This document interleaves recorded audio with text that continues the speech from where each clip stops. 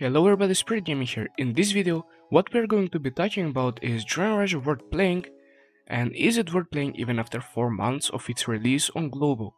But to know that, we need to take a look at a lot of topics, so those topics are: what is Gunslinger, graphics and can you run this game on lower end devices, classes, PvP, PvE, social side of the game, clubs aka guilds, story and leveling experience, how pay to win is it, and do I still enjoy the game as a free-to-play player even after 4 months of its release. But before we start, I would like to ask for a quick subscribe since I did set myself a goal to reach 3000 subscribers by the end of 12th of June, so every sub is appreciated.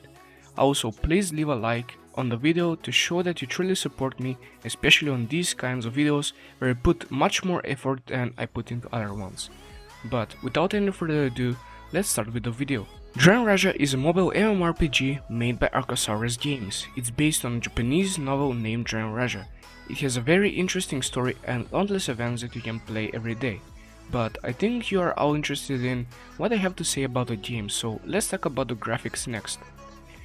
This game is made with Unreal Engine 4, which, as many of you know, is probably the best engine to develop graphically intensive games, and yes, Gunslinger is one of those games. Everything looks beautiful, from the characters, animation, environment, NPCs, pets, allies. Basically everything is looking top tier, especially for a mobile game. But if that is true, you might be wondering, can you play this game on a lower end device? And I just said that yes, you actually can. For the first 2 months, I was playing this game on my Samsung A70 device, which is a very budget device with a huge battery, and that did help a lot. But keep in mind, I live in Europe, so my A70 had 6 GB of RAM instead of 8 GB of RAM. However, I did play it on the lowest setting, which made the graphics not that special. Don't get me wrong, compared to other games that I played on low settings, Gunslinger still looked way better than the rest. So to sum it up, yes, you can play on low settings and budget devices. Now, let's take a look at classes. For now, there are 6 classes: Blade Master, Soul Dancer, Gunslinger, Assassin, Fighter, and Reaper. The cool thing about this is that you can switch between any class every 24 hours after you lock them with code, which you get a lot of anyway. So whenever you get bored of a class, just switch to another one, play it for a while, and switch back to your original class. Let's take a look at what each class does, but if you want to learn how to play them, I strongly suggest you watch my complete guides since I have a complete guide for every one of them. Blade Master is a melee class that has 2 forms, Mito and Odachi.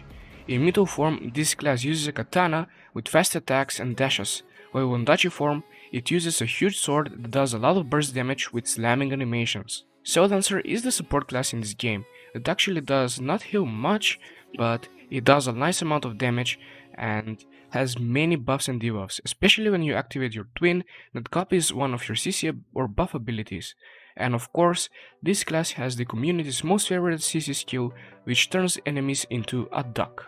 Gunslinger is a ranged DPS class that uses dual guns and a machine gun to shoot holes through enemies.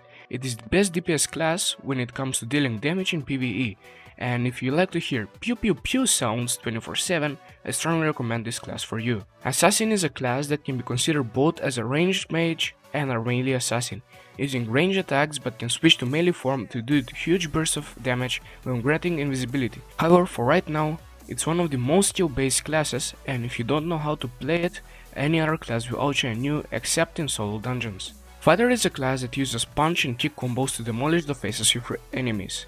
Using a unique combo system, fighters are one of the best DPS classes in the game, and keep in mind, he has his own companion, which is a cute cat robot that deals massive burst damage when you join forces, making the fighter one of the most deadliest classes in the game.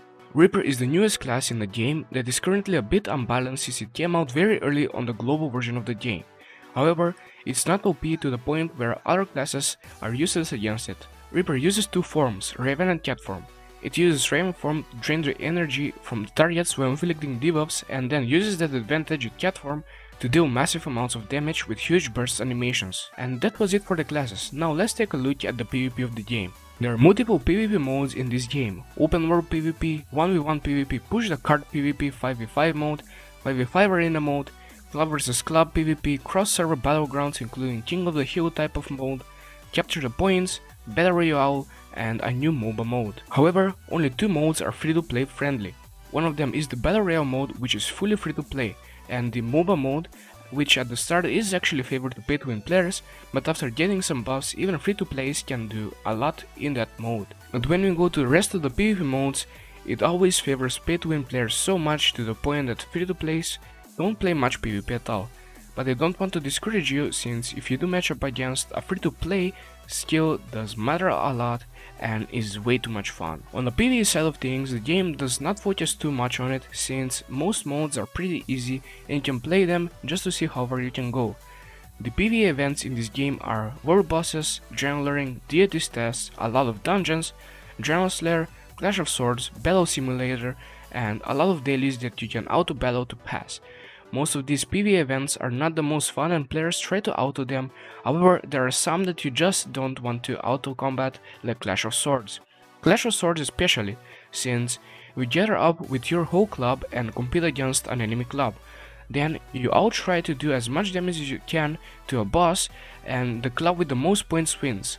I have done videos on most of these events, so if you want to check those out, search for my channel and you will find a lot of useful information.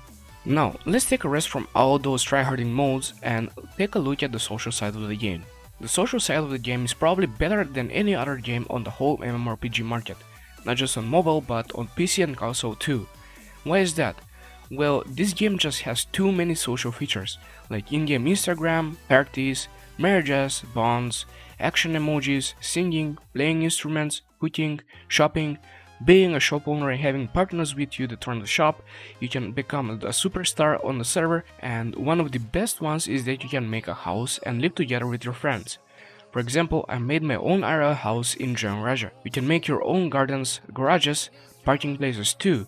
As I said, the social side of the game is like no other before, with countless features, some of which I didn't even mention. Next up is the guild system, or should I say the club system in Generaja. Starting from 150 players in one club to way more down the line, with each club level up, this game has one of the largest club versus club experiences. We just love to see people in the club chatting with each other and discussing so many different topics to the point where sometimes it gets out of hand. There are a lot of club events, including club feasts, club gatherings, and many more events. And it's too funny when you see the top club in the server not letting you go to collect some stones during the Chizuri event. So yes, I would say Generaja's club system might not be unique, but it's still one of the better ones out there. Okay, so now let's talk about the story and the leveling up experience. The game has a big problem with the EXP limits. In the start you level up really fast, but as time goes on, the leveling experience is just too slow, and one of the biggest problems is that you can't really grind experience. The only thing you can do is to just do all the dailies and get every single drop of EXP from different sources each day. But then again, I kinda do understand the death, since if the game had fast leveling, it would be way harder to get new content out. But let's talk about the story, and that is really cool and voice-overed. Each time you talk, you have a few options to choose from, but at the end, the result is the same for every player. However, what's interesting is that it's based on the Japanese novel that I briefly talked about in the beginning of the video, so you could expect that the story will just keep getting better and better. That's it about the story, and now let's talk about one of the most painful things for this game, which is the pay-to-win system. In this game, there are many things you can buy with money only, especially some cosmetics, and yes, those cosmetics give you rating and power. But the main thing is there is no daily limit on how much you can spend, so whales, aka big spenders, are just months ahead of the free-to-play population. As I said in the PvP section, free-to-play players are very discouraged to play PvP, especially since it's just not fair. Matchmaking is not based on rating, but it's based on levels, and levels are the only thing you can spend on, so that basically means every free-to-play player is the same level as a pay-to-win player. But even with the huge pay-to-win problem, the game is still fun for free-to-play players, since it does have some features that everyone can enjoy. However, most of these features are social based and not all players like them. Oh, and one of the best things for free-to-play players is when they do more damage in an event than someone who has spent a lot of money in the game. At that point, the player just feels excited and wants to continue playing, but until some whale stops him. Okay, no, but what's fun for me in this game? Well, even after playing every day for 4 months straight, there are things I still need to do every day. Although it might get repetitive and I can't really grind dungeons to get infinite rewards, or I can't just play PvP against players that have the same rating as mine, the game is pretty easy with some hard events that are mostly only possible to do if you're paid to win, like the new deities test and Giant's Lair. But my fun comes from making videos and streaming the game. It is quite fun to hear different opinions and build up a community. Another thing that is fun for me at this point in time is me testing skill rotations, skills, and changing classes with a schedule that I made for myself so I don't get bored by just playing one class. So yeah, that's it everybody, I hope you liked this video. As I said in my 2000 subscribers special, I will try to do videos similar to this one every Monday. So if you liked what you saw, consider leaving a subscribe since I did set a goal for myself to hit 3000 subscribers by the end of 12th of July. Also, for more people to see this video, please smash that like button and let me know how much you enjoyed this video on a scale from 1 to 10 so I can see if I should continue this type of content on a more regular basis. Thank you all for watching, until next time, bye bye.